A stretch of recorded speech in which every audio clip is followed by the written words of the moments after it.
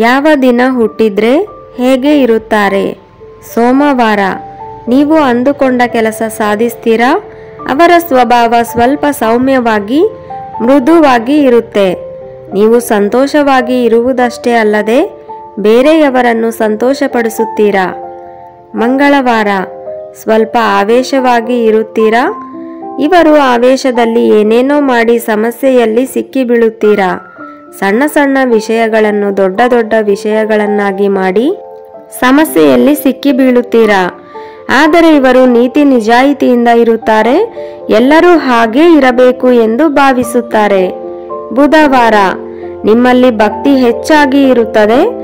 ಆಧ್ಯಾತ್ಮಿಕ ವಿಷಯದ ಬಗ್ಗೆ ಹೆಚ್ಚು ಆಸಕ್ತಿಯನ್ನು ಹೊಂದಿರುತ್ತಾರೆ. ಯಾವುದಾದರೂ ತಪ್ಪು ಮಾಡಿದರೆ ದೇವರು ಶಿಕ್ಷೆ ಕೊಡುತ್ತಾನೆ ಎಂದು ನಂಬುತ್ತೀರಾ. ಯಾವುದಾದರೂ ತೀರ್ಮಾನ ತೆಗೆದುಕೊಳ್ಳುವ ಮುಂಚೆ ಹಲವಾರು ಸಲ ಆಲೋಚನೆ ಮಾಡ್ತೀರಾ. ನೀವು ಎಲ್ಲರೊಂದಿಗೆ ತುಂಬಾ ಮರ್ಯಾದೆಯಿಂದ ಇರುತ್ತೀರಾ.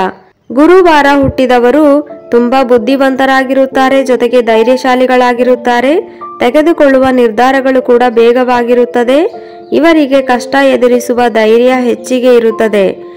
ಶುಕ್ರವಾರ ಹುಟ್ಟಿದವರು ಸಂತೋಷವಾಗಿರಬೇಕೆಂದು ಆಶಿಸುತ್ತಾರೆ. ಜೊತೆಗೆ ನಿಮ್ಮ ಅಕ್ಕಪಕ್ಕದಲ್ಲಿರುವವರು ಸಂತೋಷವಾಗಿರಬೇಕೆಂದು ಬಯಸುವಿರಿ. ಇವರು ಮಾಡುವ ಎಲ್ಲ ಕೆಲಸ ವಿಜಯಿಸುತ್ತದೆ. ಇವರಿಗೆ ಯಾವುದಾದರೂ ಕಷ್ಟ ಬಂದರೆ ಅದರಿಂದ ಹೊರಗೆ ಬರುವ ದಾರಿ ಗೊತ್ತಿರುತ್ತದೆ.